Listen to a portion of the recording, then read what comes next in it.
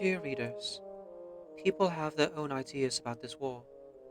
There are all kinds of records circulating, some real and some fake, each one more dramatic than the last, because the papers always want new and shocking truths to report.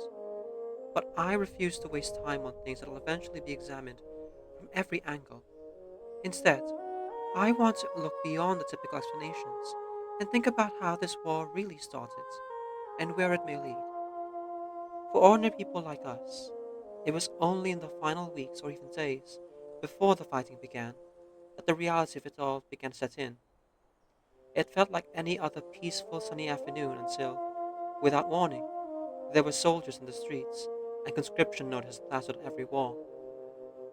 Years later, trapped in a maelstrom, we can still look back from the quiet center of the chaos and remember how calm the summer afternoon was before the war.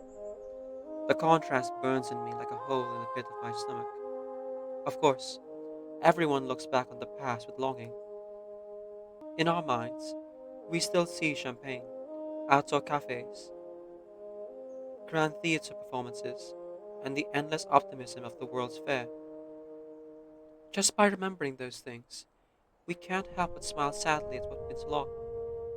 Just by remembering those things, we can't help but smile sadly at what's been lost. The well-known historian Orwell, an arcanist, once wrote, "No noble heirs could ever redeem these vulgar, flashy streets. How well those words describe our lives before the war.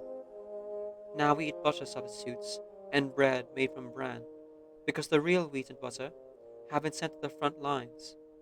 Though the bread usually arrives molded over and hard as tack, the butter arrived with maggots and fit only for rats. But we have gotten used to it. We stiffen our necks and tighten our belts under the notch, because deep down, everyone still believes that when the war ends, we'll go back to living the way we used to."